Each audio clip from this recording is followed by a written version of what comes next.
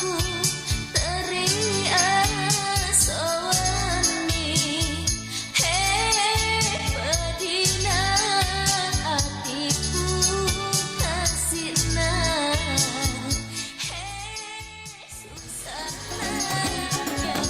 Siang Pro 4 RRI Makassar. Assalamualaikum warahmatullahi wabarakatuh dan selamat siang sahabat budaya di mana saja berada. Kita berjumpa siang hari ini di obrolan kuliner dan alhamdulillah kita di hari ini akan berbicara mengenai prospek budidaya jamur sebagai alternatif pangan. Dan kita sudah bersama narasumber, ada Muhammad Ihwan KS Hud M Hud. Beliau adalah owner Sahabat Jamur. Kita menyapa. Assalamualaikum, selamat siang. Waalaikumsalam warahmatullahi wabarakatuh. Selamat siang Mbak Yanti. Iya, saya panggilnya Ihwan. Ihwan boleh. Iya, Pak Ihwan. Kalau bicara tentang prospek budidaya jamur, pastinya ini juga salah satu alternatif pangan yang bisa kita konsumsi, yang pasti ini juga tidak jauh-jauh dari kesehatan lah. Oke. Ya. Baik, kalau budidaya jamur itu dianggap sebagai alternatif pangan yang menjanjikan pastinya di tengah program pemerintah tentang makanan bergizi gratis. Nah, apa saja yang perlu ditahu nih tentang kandungan gizi yang ada dalam jamur yang tentunya begitu istimewa sebagai sumber pangan? Ya, makasih Mbak Yanti untuk pendengar teman-teman RRI Pro 4. Jadi memang komoditi jamur ini salah satu memang komoditi yang sangat jarang dikenali oleh masyarakat secara umumnya, apalagi kita di wilayah Sulawesi. Namun komoditi jamur ini itu merupakan masuk kategori pangan dan sayur-sayuran. Secara otomatis dia memiliki nilai protein yang tinggi. Selain itu keunggulannya juga dia memiliki mengandung vitamin D dan B kompleks. Dan yang paling utama juga dia mengandung serat seperti itu. Ya. Jadi pas sekali dengan program pemerintah yang Mbak Yanti tadi sampaikan tentang program makan sehat gratis itu, ya include di situ. Untuk jamurnya dengan keterbatasan keterbatasan budget, ya itu kita bisa elaborasi dan bisa kolaborasi dengan petani-petani jamur untuk bisa menjalankan program-program pemerintah itu. Seperti itu. Begitu. Oke. Baik, Pak Iwan kembali. Bagaimana cara jamur itu dapat berkontribusi dalam memenuhi kebutuhan nutrisi masyarakat? Pastinya terutama kelompok rentan seperti anak-anak dan lansia. Apakah itu juga berpengaruh? Sangat berpengaruh karena kandungan gizi yang didapatkan yang dimiliki oleh jamur itu sendiri. Saya tidak spesifik ke ilmu pengetahuan saya adalah gizi, tapi memang kalau di jamur selama ini kami pelajari. Kebetulan saya juga dari Universitas Islam Makassar, itu Prodi Kehutanan, Fakultas Pertanian. Itu kita juga menriset, ada beberapa riset kami juga.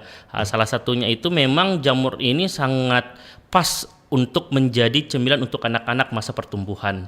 Yang kita ketahui saat ini banyak cemilan-cemilan di luar yang tersebar dengan bahan pengawet, dengan bahan-bahan micin dan sebagainya. Dengan adanya jamur, salah satu produk kami ya ini yang saya tampilkan ini adalah keripik jamur.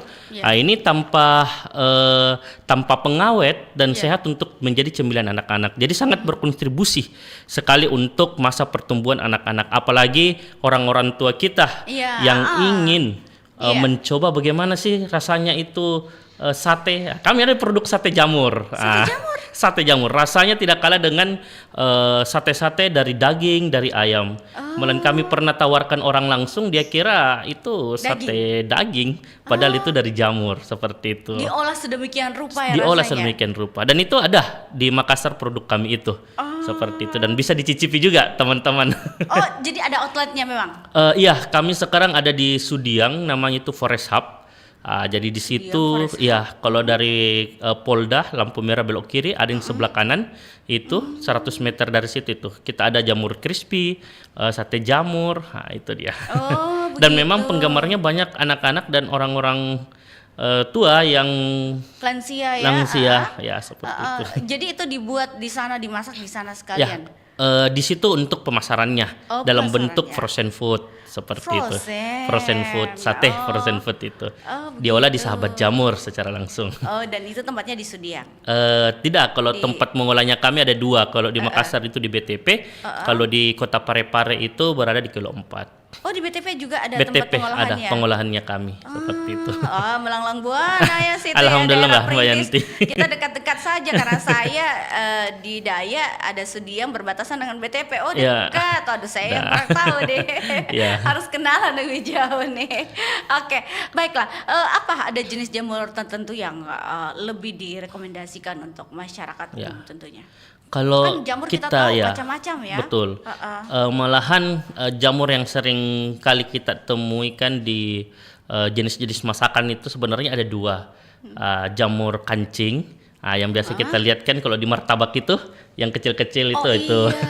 Dan ada juga jamur yang terdapat biasanya di capcay. Itu jamur kuping itu biasa Iya. di capcay, ada itu yang warna-warna coklat itu, Mbak Iya, Yanti. betul. Itu. Dan yang untuk kami kembangkan salah satunya jamur kancing tadi dan jamur tiram. Ini agak mudah untuk bisa pengembangan budidayanya adalah jamur tiram yang warna putih yang sama keripik ini kan. Iya. Keripik jamur ini bahan bakunya itu adalah jamur tiram yang warna putih. Seperti itu. Oke. Baiklah. Apa saja tantangan yang sering dihadapi oleh para pembudidaya jamur, apalagi pemula? Ya. Bukan hanya pemula juga, mungkin yang sudah lama juga itu ada tantangannya ya. Ya. Boleh, mungkin bisa Ya. diberitahukan. Sebelum itu Mbak Yanti mungkin bisa saya sampaikan bahwa teman-teman pembudidaya jamur, dalam hal ini petani jamur, itu kita sudah ada komunitas petani jamur Sulawesi Selatan. Ya. Malahan sampai ada anggota yang masuk itu dari Sulbar seperti itu. Teman-teman memang berdiskusi panjang kali lebar. Salah satu pertanyaan Mbak Yanti, apa sih tantangannya? Tantangan memang yang paling terberat bagi teman-teman itu adalah di tahap hilirisasi, pastinya di tahap hilirisasi. ya. Iya, karena bukan hilirisasi jamurnya laku atau tidak, tapi bagaimana memperkenalkan jamur ini. Seperti momentum pada hari ini salah satu wadah yang sangat alhamdulillah dan kami terima kasih bahwa adanya RRI Pro 4 ini bisa kami mensosialisasikan bahwa ada komoditi jamur yang memiliki nilai kesehatan yang tinggi, bisa menjadi pengganti protein dari beberapa produk-produk yang lain, itu di momen-momen ini. Jadi kami ini setengah matinya bagaimana mengedukasi masyarakat bahwa memang jamur ini, saya ingat tahun 2000 awal-awal Covid, awal mula saya membangun terjun di dunia jamur ini, tantangan memang yang paling berat bagaimana mengajak masyarakat mencicipi jamur itu. Saya teman terdekat saya, ayo makan bakso jamur. Ayo, apa itu? Beracunkah atau tidak? Iya, itu yang menakutkan ya. Mohon maaf Pak Betul. Iwan, karena memang kita masyarakat agak sedikit, bagaimana budidayanya itu aman Ji?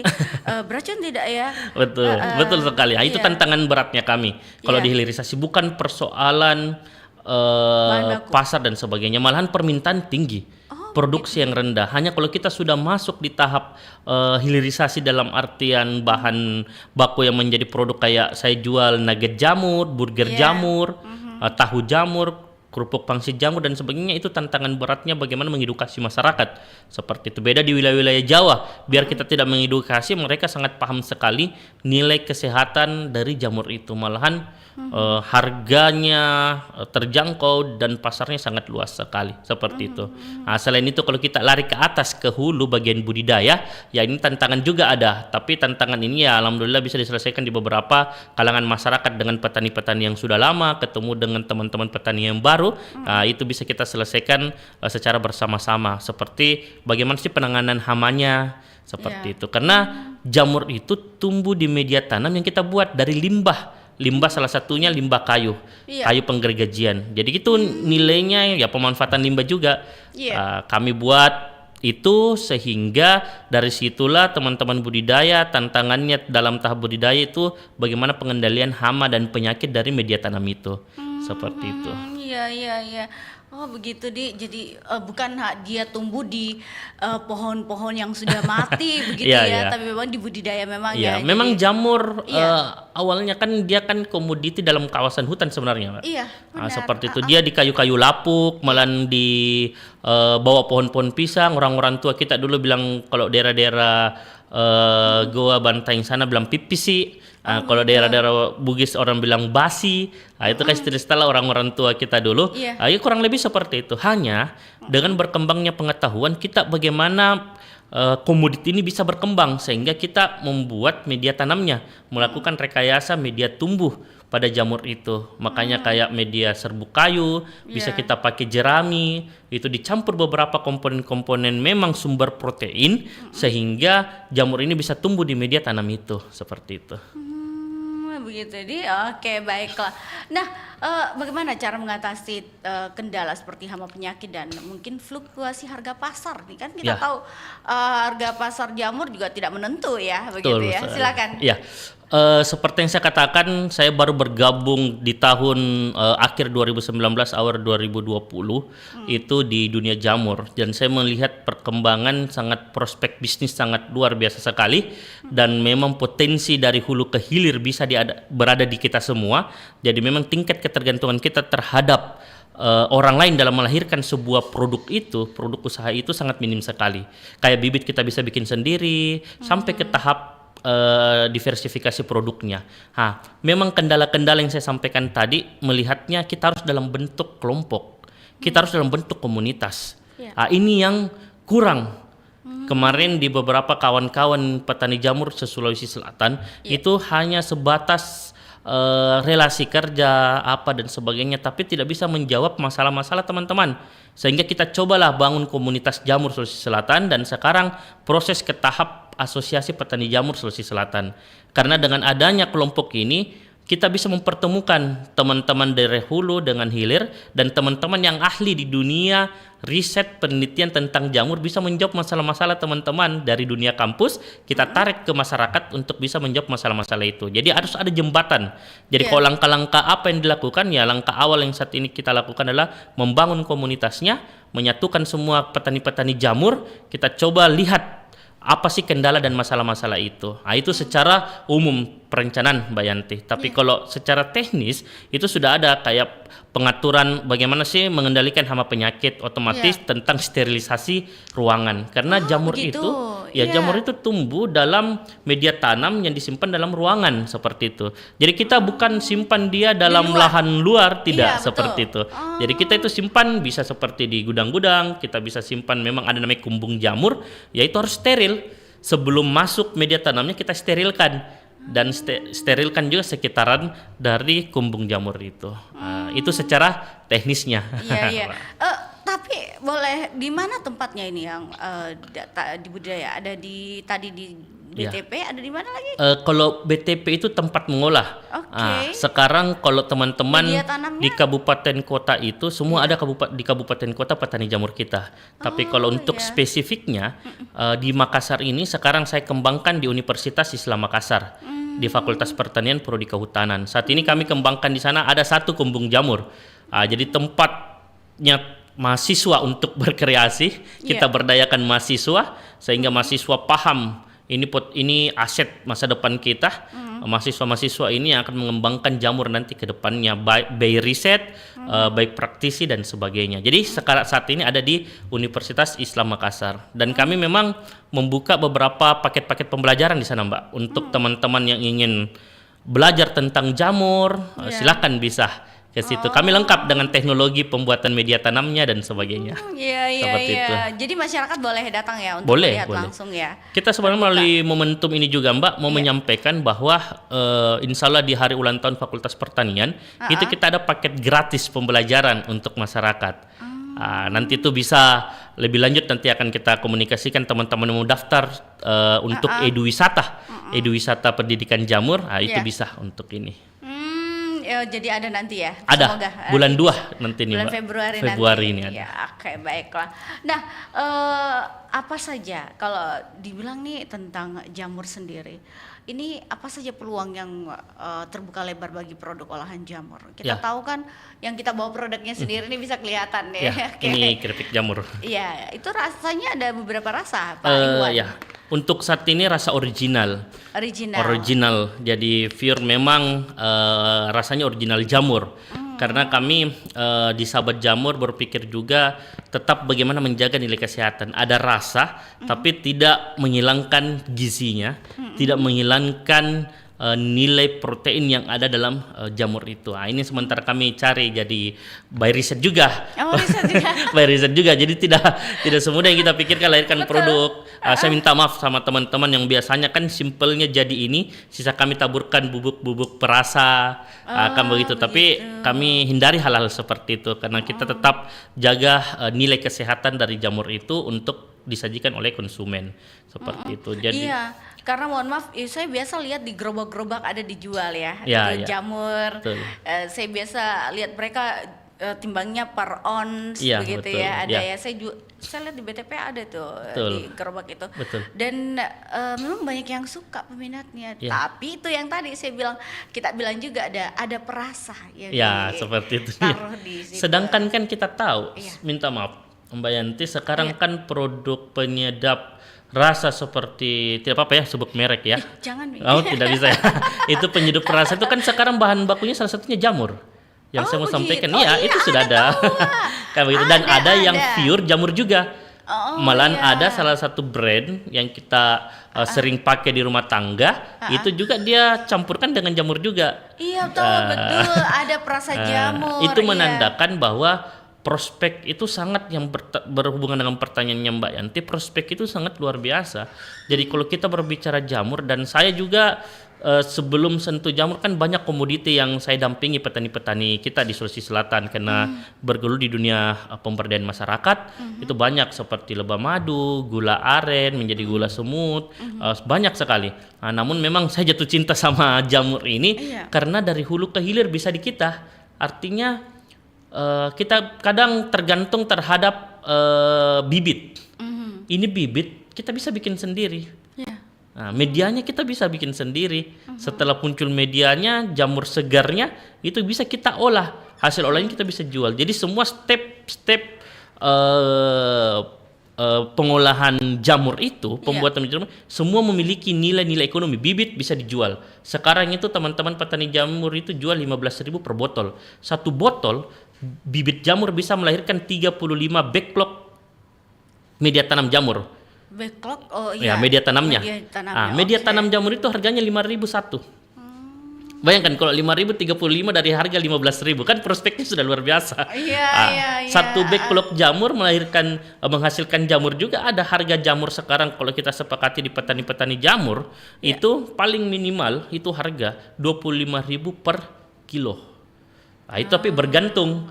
Nah, kita sepakat makanya dengan bergabungnya di komunitas ini ada nilai-nilai Ekonomis subsidi ya? subsidi Subsidi, yang oke. bisa kita lakukan antara petani satu, petani Goa, petani Tekalar, petani Makassar, petani Parepare yang bisa saling mensupport produk-produk itu. Misalnya permintaan tinggi di Tekalar ya, kita suplai teman-teman yang dari beberapa kabupaten suplai ke situ. Permintaan di sini kita suplai ke situ seperti itu. Dan adanya komunitas itu. Jadi intinya Mbak Yanti, prospek bisnis di jamur ini sangat menjanjikan. Saya pernah menyusun analisis kelayakan usaha jamur ini. Dengan kita mengeluarkan biaya pembelian 1.000 backlog. Itu kalau 1.000 backlog kan satu backlog itu 5.000 itu. Itu BEP-nya itu bisa sampai 1-2 bulan sudah kembali. 2 bulan selanjutnya itu sudah mendapatkan keuntungan. Iya, Seperti itu. alhamdulillah. Wow, jadi prospeknya sangat besar ya. Sangat besar. Oke. Dan kalau satu itu kemasan gitu jualnya berapa, Ini Pak Ikhwan? takaran 75 gram. Iya. Keripik jamur harga 15.000 untuk harga jual di pasaran untuk 15.000. Dan dijual di toko-toko mana saja atau tokonya sudah ada yang tadi kita bilang di Sudiang saja atau di tempat lain lagi sudah ada? sekarang ini sudah ada di beberapa outlet, termasuk ini sasarannya kita di mahasiswa. Sasaran kita di mahasiswa ini di Unhas ada beberapa outlet seperti One Mart yang kita temani kerjasama juga di Unhas itu, dan beberapa toko-toko lain yang kita temani kerjasama seperti itu, termasuk di Forest Hub wilayah Sudian dan sebagainya. Begitu. Dan itu hanya original saja yang dijual atau ada produk lainnya Ya, yang kalau dijual? saat ini kalau berbicara keripik hanya original, tapi berbicara produk lain dari olahan jamur banyak, kayak yang tadi saya katakan frozen foodnya nugget jamur, nah itu pure nugget dari jamur. Rasanya tidak kalah dengan ayam dan nilai kesehatannya dapat seperti kayak Jadi bisa burger. didapatkan di mana itu? Itu bisa di Sahabat Jamur, kami punya media sosial, itu bisa berinteraksi langsung dengan adminnya kami. Karena untuk penjualan di toko-toko itu belum kita salurkan. Kecuali di Sudiang yang kita bilang. Kalau di Sudiang juga untuk frozen belum. Belum Iya, belum biasanya juga. langsung orang kontak langsung teman-teman Kontak person. Sahabat Jamur. Berapa nomor kontak person yang bisa dihubungi? Itu Atau ada kalau Facebook ya atau apa? media sosialnya kami ada di Instagram sahabatjamur.id. Seperti itu. Facebook juga sama. Facebook sama. TikTok dan media lainnya ada juga. Iya. Kalau TikTok kayaknya belum ada, Pak. Baru main di Instagram ya teman-teman. Instagram dan Facebook ya. Iya, seperti itu. Oke, baiklah. Dan itu juga dijual kalau dibeli harus kontak dulu sama kita, berapa kontaknya? Ya, ada di situ WA. teman-teman admin. Kalau kontak saya sendiri tuh 081 242 751 777. Ulang? Kalau saya 081 242 751 777. Oke, baik. Nanti mau kontaknya boleh langsung atau mau beli produknya langsung boleh ke Pak Ikhwan ya. Itu kontaknya tadi sudah dibagikan. Mau belajar tentang jamur atau apapun bisa. Bisa. ke beliau. Apalagi bulan 2 nanti nih manfaatkan peluangnya untuk bisa paket trial teman-teman di Universitas Islam Makassar. Oke. Apa saja keuntungan yang diperoleh dari produk budidaya jamur bisnis budidaya jamur ini, dan juga mungkin bagaimana cara memulai usaha budidaya jamur dengan modal yang terbatas? Ini yang sangat unik Mbak Yanti, karena saya secara pribadi memang skema bisnis saya adalah social entrepreneur. Oke. Jadi bukan pure ekonomi saja. Dari kami bagaimana membangun dulu nilai sosial ini menarik nilai ekonomi, itu sama dengan keberlanjutan. Iya. Nah, jadi teman-teman kalau kita berbicara nilai ekonomi dari jamur ini seperti saya sampaikan tadi, dari hulu makin ke hilir itu makin tinggi nilai keuntungan yang akan kita dapat. Seperti itu, kita mau sentuh bibitnya bisa, itu memiliki nilai ekonomi, nilai bisnis di situ. Mau sentuh ke media tanamnya, backlognya ada, ke jamur segarnya kalau kita sudah budidayakan ada, olahannya lagi ada, sampai ke jasa yang saat ini saya fokuskan. Jadi wisata pendidikan jamur, workshop jamur, pelatihan jamur, dan itu tidak main-main. Orang yang datang di tempat kami, apalagi yang di Parepare ya, itu tidak main-main. Teman-teman ada beberapa teman-teman melalui dana desa, ambil paket-paket pembelajaran itu, dan kita akan bina langsung. Hasil produknya kita ambil juga langsung. Seperti itu. Jadi prospek ekonominya sangat menjanjikan. Hanya memang kami di Sahabat Jamur, Mbak, itu lebih mengutamakan untuk berapa tahun terakhir ini adalah di nilai sosial. Jadi pemberdayaan petani jamur. Seperti itu. Kayak kemarin kita di Sinjai, ya alhamdulillah kami dapat program melalui Prodi Kehutanan, itu program Kosa Bangsa. Ya, kita bagaimana membina untuk peningkatan kapasitas petani di sana melalui pendekatan budidaya jamur. Mulai dari mesin, dari ini pengetahuan kita bina di sana kurang lebih selama 4 bulan, dan sekarang alhamdulillah mereka sudah mampu buat media tanam sendiri dan menghasilkan jamur sendiri. Malah saya berharap jamurnya itu bisa saya ambil. Oh begitu. Bisa saya ambil lagi untuk ini. Iya tahu. Jadi simbiosis mutualisme. Betul sekali, Mbak Yanti. Oke. Tapi bagaimana dengan modal kecil? Kan pastinya juga orang usaha itu harus modalnya cukup besar lah. Baik modal jamur begitu ya. Bagaimana itu? Ada bantuan kan dari komunitas? Saya pun membangun usaha ini itu bantuan di awalnya bantuan melalui salah satu perusahaan. Kalau bisa menyebutkan namanya, CSR, itu dari PLN. Jadi CSR-nya PLN yang membantu kami dalam pengembangan jamur. Jadi terima kasih sekali teman-teman PLN wilayah itu yang support kami ya kurang lebih 3 tahun untuk membangun skema bisnisnya kami, bagaimana social entrepreneur itu. Itu pun kami dari bantuan itu. Jadi sebenarnya sumber pendanaan untuk membangun usaha, dana itu, modal itu Mbak, urusan kedua. Urusan pertama dulu perencanaannya. Kita mau bangun usaha apa sih? Dan itu terbukti bagi saya. Dokumen saya jadi, saya rencana ini nih. Ya alhamdulillah dapat jodoh, ketemu sama teman-teman PLN, coba masukkan dokumen itu ya diterima, dana ada. Berjalan. Seperti itu. Dan berapa modal? Pertanyaannya kan berapa modal kalau di jamur? Kita bergantung. Mau sentuh hulunya yang tadi di bibit kah? Mau sentuh di media tanamnya kah? Mau sentuh di budidayanya? Jadi kebanyakan di awal mula petani-petani ini dia beli backlog media tanam, Mbak Yanti, ke teman-teman petani yang membuat media tanam. Harganya itu 5.000 satu backlog. Harganya 5.000 satu backlog. Kadang contoh kecil ini teman-teman yang sempat beli di Desa Bonto Masunggu, masuk di Kabupaten Bone, dia Iya. sempat beli 1000 backlog. Oh, wah. Nah, itu kan kalau salah 5 juta ya. Iya, Kalau iya, 1000 besar backlog itu. 5 juta. Iya. Iya, iya. Dan sekarang dia sudah budidaya tapi bisnisnya adalah penjualan jamur segar. Oh, Kan seperti itu. Dia tidak mengolah begitu ya kayak Dia kemasan saat ini mengolah juga menjadi keripik saat ini. Oh, dia. Tapi kami sarankan kalau sudah mencoba fase pertama, fase selanjutnya supaya tingkat ketergantungannya ini tidak terlalu tergantung, sudah bisa berani membuat media tanamnya. Seperti itu. Jadi modalnya sangat minim sekali. Kalau saya bisa katakan, ya modal 10 juta itu sudah dengan tempat sederhana yang bisa kita budidayakan dengan backlog yang kita beli sudah bisa berjalan seperti Iya, itu. karena kan kalau bilang budidaya jamur tuh kan tidak sembarangan. Tadi dibilang lokasinya harus memang yang pas begitu ya. Kalau Harus itu luas Mbak, juga ya? sebenarnya bisa karena kan kita ada rekayasa lingkungan yang bisa kita lakukan. Contoh saya ambil contoh teman-teman petani jamur yang di Pindrang, daerah pesisir itu kan panasnya luar biasa. Iya. Sedangkan itu bisa tumbuh. Iya, karena jamur kan harus dilembab ya.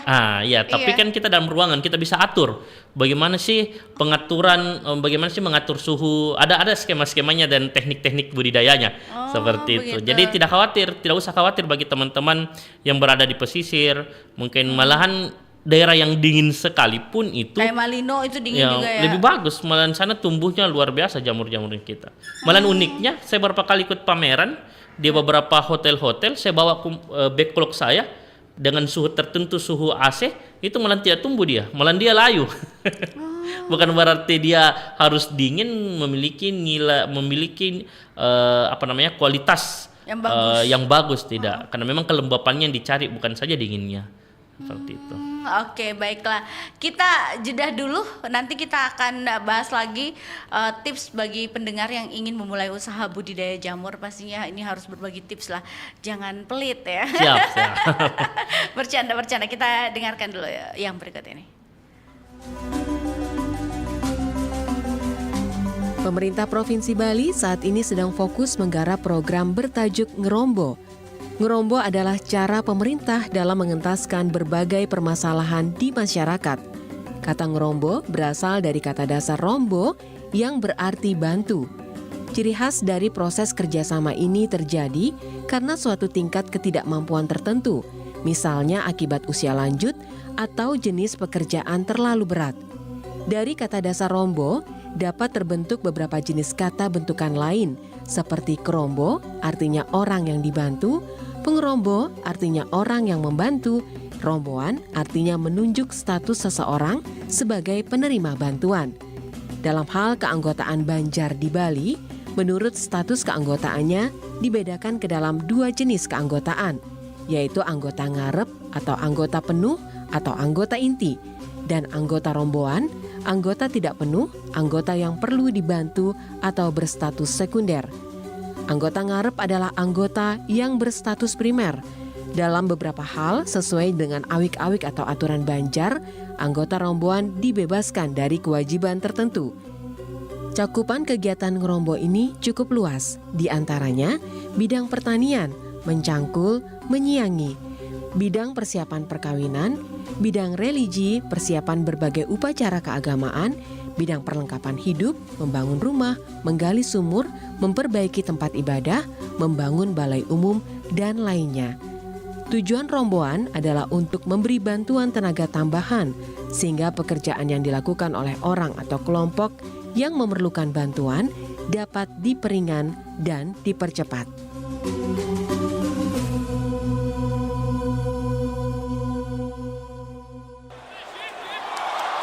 Pak, nanti kalau saya sudah 17 tahun, saya mau menikah sama teman sekelasku itu, Pak ya. Rangga. Kita mau menikah muda supaya kayak pasangan-pasangan muda begitu, Dan. Belum cukup umur kamu, nak.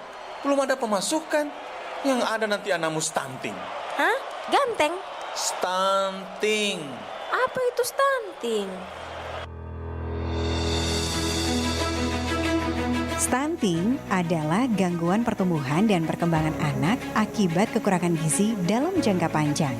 Stunting bisa disebabkan oleh malnutrisi yang dialami ibu saat hamil atau anak pada usia pertumbuhannya. Studi WHO di Indonesia menyebutkan salah satu penyebab masalah stunting di Indonesia adalah maraknya pernikahan dini. Saat melakukan sebuah pernikahan, perempuan yang masih berusia remaja secara psikologis belum matang. Para remaja masih membutuhkan gizi maksimal hingga usia 21 tahun.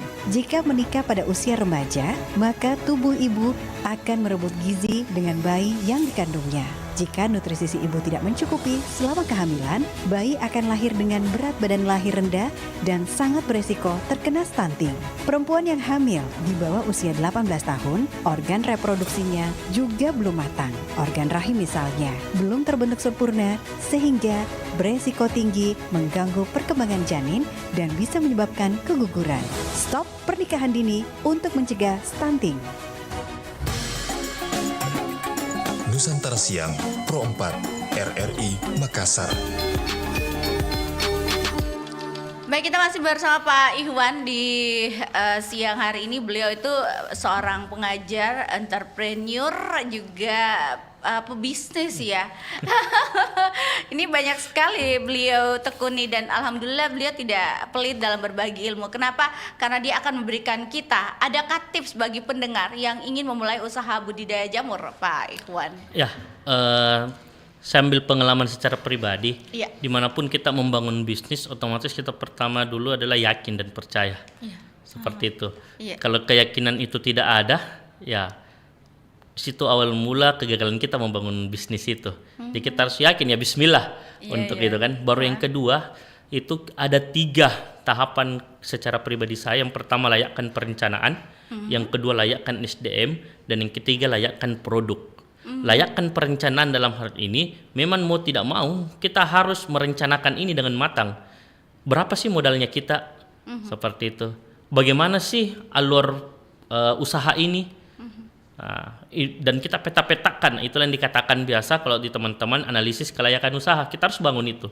Banyak teman-teman bilang, sulit kalau kita UMKM mau bangun begitu. Tidak sulit, selama kita memang ingin belajar sama-sama teman-teman. Nah, makanya komunitas jamur itu ada. Ayo sama-sama kita bergabung di komunitas jamur. Ya teman-teman baru memulai, kita bisa bantu bagaimana membangun bisnis jamur dari awal. Nah, itu layakkan perencanaan. Baru SDM. Oh, ya. Layakkan SDM, sumber daya manusia kita. Bagaimana ya, bukan saja bilang kita punya modal, dengan adanya modal kita bangun usaha baru kita pekerjakan orang. Itu keberlanjutannya itu tidak bisa dijamin. Artinya kita juga harus paham tentang usaha itu. Yeah. Kita harus belajar tentang jamur itu sendiri, seperti apa dan bagaimana. Seperti itu. Baru yang terakhir adalah produk. Baru layakkan produk itu.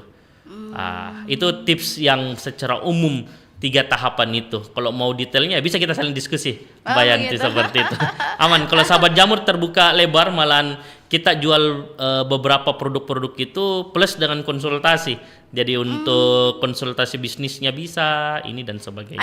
Ada linknya atau di mana yang bisa di? Ya itu kalau kontak saya tadi, kalau di Instagram bisa temui. Kalau misalnya mau jual langsung ke, saat ini kan saya di Fakultas Pertanian, Prodi Kehutanan UIM. Nah, jadi itu bisa langsung ke sana juga untuk ini.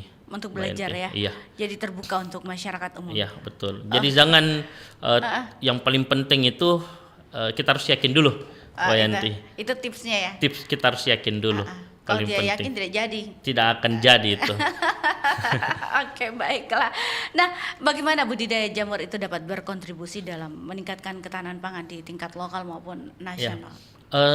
Sempat kemarin juga di RRI Pro 1, saya juga sebagai narasumber, tapi sebagai kapasitas dari Himpunan Pengusaha Muda Indonesia untuk wilayah HIPMI? Sulawesi Selatan, HIPMI. Iya. Kebetulan saya bergabung itu di Kompartemen Kehutanan, memang bidangnya itu, dan kami fokuskan memang adalah bagaimana pangan hutan itu berkontribusi terhadap program nasional di Astacita Presiden Prabowo itu. Salah satunya kan menjadi swasembada pangan. Iya. Dan jamur ini ya salah satu masuk kategori pangan. Kalau di sektor saya sendiri, bidang keilmuan saya adalah pangan hutan.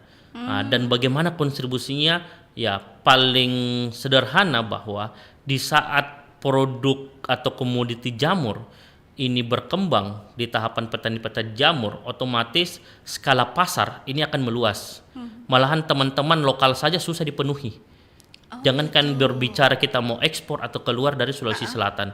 Lokal saja itu kita kadang ada masa sangat sulit kita penuhi, permintaan tinggi, produksi rendah. Seperti itu. Begitu. Iya. Kenapa rendah produksinya? Bukan Apa karena musim, pengaruh musim atau bagaimana? Ya, ini yang perlu kajian yang sangat dalam karena ada satu wilayah tertentu yang mengatakan susah kami pasarkan jamur. Begitu. Tidak ada pasarnya, tapi di wilayah tertentu kurang jamur.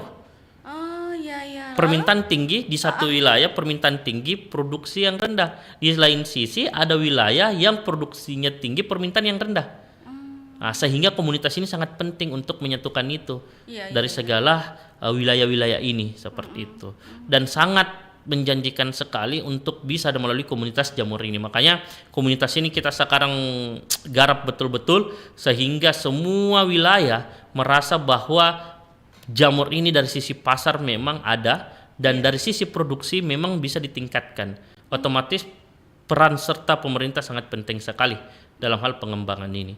Kalau kontribusi pangan itu sudah sangat jelas sekali bahwa jamur itu memiliki potensi gizi, protein, D dan B kompleks, dan selain itu juga memiliki serat, sehingga program-program yang dikatakan Mbak Yanti tadi seperti makan gratis itu sangat bisa berkontribusi terhadap program-program pemerintah.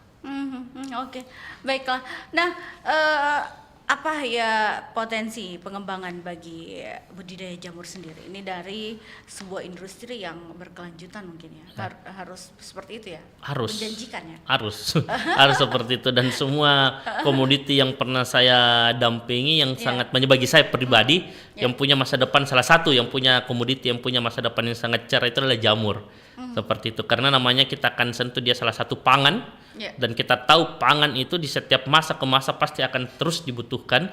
Baru diversifikasi produk jamur ini beda dengan kategori sayur-sayuran yang lain. Malah dia bisa dikasih jadi sate, dia bisa dikasih jadi patty burger dan sebagainya seperti itu. Sehingga tahap sebenarnya yang paling menjanjikan saya secara pribadi itu yang ingin sentuh adalah penyedap. Penyedap rasa itu. Itu sangat menjanjikan sekali. Dan itu sehat ya? Dan Jamin itu sehat, ya? jamin sekali. Kan ada beberapa produk yang memang fokus itu ke jamur mengeluarkan itu. Iya, dan di rumah biasa pakai kaldu jamur. Betul sekali seperti itu. Biar masak apa yang berkuah-kuah kayak sayur dicampur dengan kaldu jamur pun enak. Ya, betul. Karena memang dasarnya memang jamur itu ada rasa.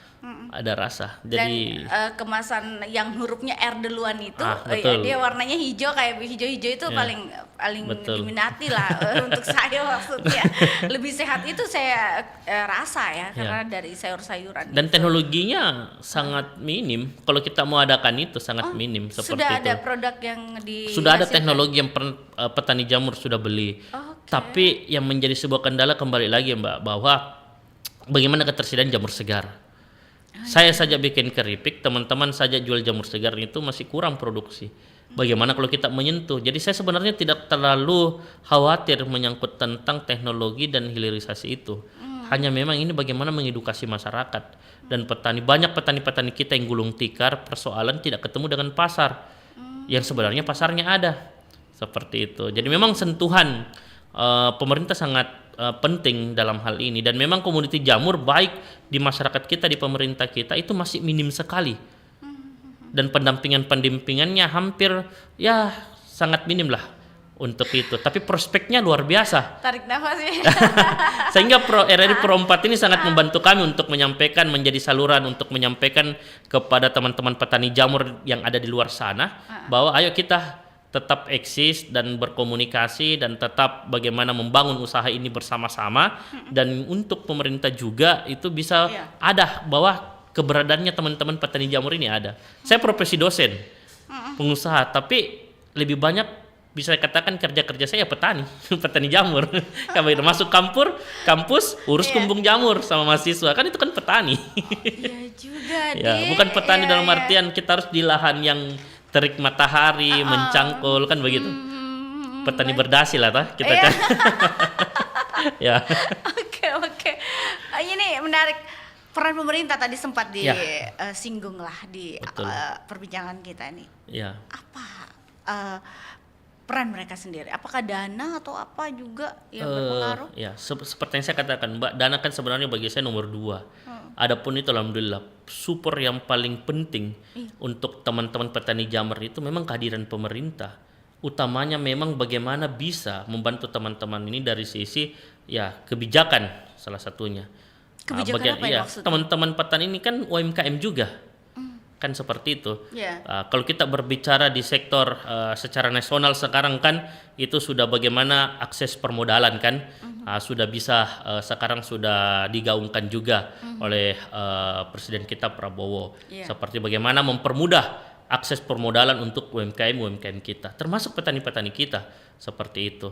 Dan yang paling terpenting juga di sini menyangkut tentang keterlibatan memang pemerintah dalam pendampingan seperti itu. Banyakkah pendampingan yang dibutuhkan juga? Ya, utamanya bagaimana biarpun bagaimana tren pemerintah ini sangat penting kehadirannya di petani-petani kita. Dia akan menjadi patronnya sebenarnya bahwa memang komoditi jamur ini memang memiliki nilai ekonomi, nilai manfaat yang baik yang selama ini mungkin disuarakan sesama petani-petani, tapi pemerintah juga ini sudah bisa mensupport dari sisi mengedukasi, membantu kami untuk mengedukasi kepada masyarakat baik itu petani-petani jamur maupun masyarakat umum tentang komoditi jamur ini itu sendiri seperti itu. Iya. Nah, selain dikonsumsi secara langsung, sebenarnya jamur itu bisa diolah menjadi beberapa produk makanan seperti ini ya. Yang contoh produk olahan jamur yang populer tuh apa saja? Adakah di luar Sulawesi juga yang dijual? Kalau di luar Sulawesi sebenarnya banyak, apalagi wilayah Jawa ya. Itu Jogja kan ada namanya jamuran. Nah, itu kan di jamuran itu dia jual serba jamur. Nah, itu saya juga bangun di Pare-Pare namanya Jamurin Cafe. Jadi serba jamur, nasi goreng jamur, mie goreng jamur, mie kuah jamur, kayak begitu.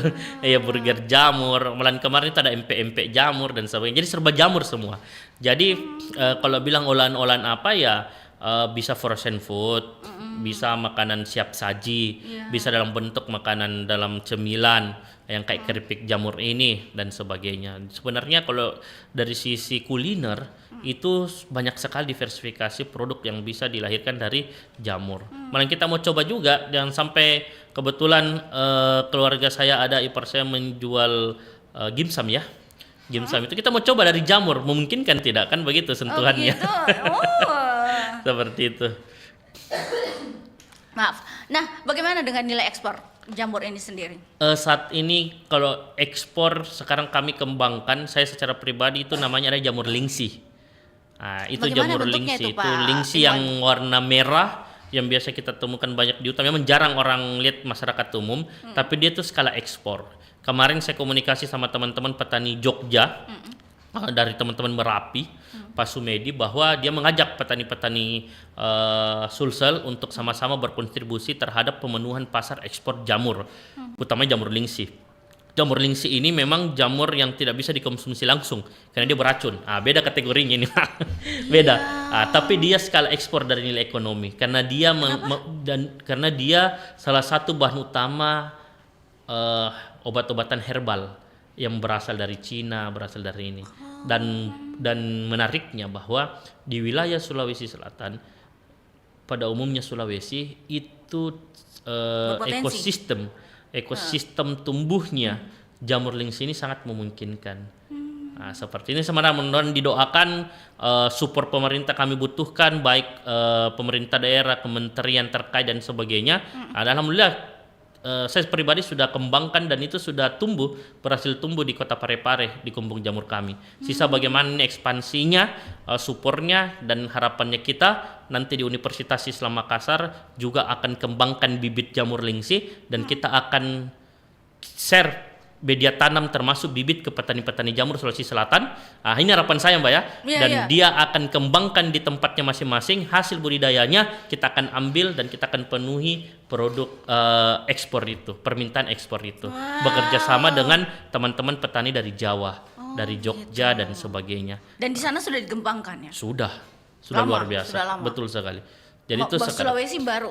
Kalau Sulawesi Selatan, sebenarnya untuk jamur lingsi belum sama sekali, belum pernah. Dan ini di teman-teman komunitas juga sudah ada beberapa yang kembangkan jamur lingsi ini. Tapi untuk bisa mendapatkan nilai ekonomi yang besar, itu kita harus sama-sama, tidak bisa 1, 2, 3 petani ini. Makanya kita akan membangun sistemnya seperti apa sehingga semua ikut terlibat bagaimana bisa pemenuhan skala produknya. Karena petani-petani kita ini Mbak Yanti, dia sudah punya kumbung jamur, dia sudah punya kemampuan dalam budidaya jamur. Sisa bagaimana kita support dari hal-hal yang lain kayak yang saya katakan. Pemasaran juga penting ini ya. Ya, pemasaran penting. Makanya apalagi kan ekspor tuh kan harus pemerintah terlibat. Betul. Makanya Izin dan lain sebagainya keluar tuh kan harus ya, susah gampang itu. belum lagi kalau kita berpikir perizinan kan. Iya, Itu belum dia. lagi lain-lainnya ya, tetap bengai pajaknya seperti apa itu kan juga harus diperhitungkan semua ya. Makanya HIPMI ini karena kebetulan HIPMI ini kan kepengurusan baru di bawah pemerintahan Tum Amar, Andi Amar Makmur Sulaiman. Beliau kan ketua HIPMI Sulsel. Itu memang beliau menegaskan bagaimana HIPMI bisa masuk ke desa-desa. Ini peluang besar. Berhubungan dengan komoditi jamur ya, kita bisa bekerja sama dengan teman-teman HIPMI untuk pengembangan pasar. Makanya saya tidak terlalu khawatir masalah hilirisasi sebenarnya, Mbak Yanti, seperti itu. Hanya sekarang memang bagaimana petani-petani jamur ini tetap eksis dan bagaimana kualitas produknya dan sebagainya itu yang kita harus pikirkan. Oke. Ya, tanpa terasa kita sudah di pukul 11.53 menit. Sudah 11.53 menit ya, Pak. Pesan nih, apa pesan dari Pak Iwan sendiri untuk para pendengar kita yang tertarik membudidayakan jamur dan informasi yang lebih mengenai komunitas sahabat jamur dan bagaimana cara bergabungnya bisa diinformasikan sekaligus. Ya, untuk teman-teman yang tertarik untuk berbudidaya jamur dan kita sama-sama bagaimana membangun nilai sosial dan membangun nilai ekonomi dan secara berkelanjutan, itu bisa menghubungi kami di Sahabat Jamur. Ya, bisa nomor kontak saya langsung 081 242 751 777 dan bisa kunjungi Instagram kami, itu ada sahabatjamur.id, itu pusat, dan ada Sahabat Jamur UIM di Universitas Islam Makassar. Kami ada paket gratis untuk dalam rangka memperingati hari ulang tahun Fakultas Pertanian UIM, itu di bulan 2. Kalau memang tertarik Bapak Ibu sekalian untuk mengenal lebih jauh tentang bagaimana sih pembuatan jamur, media tanamnya, cara tumbuhnya, bisa mengikuti paket itu dan kunjungan ke lokasi Sahabat Jamur dekat di Universitas Islam Makassar di Fakultas Pertanian, seperti itu. Dan pesan saya teman-teman yang tertarik, mulai ya semoga mimpi ini malam mimpi indah bisa muncul benih-benih jamur, tapi bukan di badannya Mbak ya. Bukan badannya. Jangan. Iya. Jangan sampai iya. Nah, itu yang saya katakan tadi, yakin dulu, dan 3 hal: layakkan perencanaan, layakkan SDM, dan layakkan produk. Paling terpenting perencanaan Mbak. Jangan pernah, kalau kita gagal merencanakan, sama halnya kita sudah gagal dalam usaha itu. Jadi sangat penting. Orang bilang kita belajar otodidak, betul, kita udah tidak, tapi selayaknya ada perencanaan di tahapan itu. Sangat penting sekali perencanaan itu. Sebenarnya penekanannya di situ sih, Mbak Yanti. Oke. Baik, terima kasih untuk Pak Ihwan sudah hadir bersama kami di siang hari ini.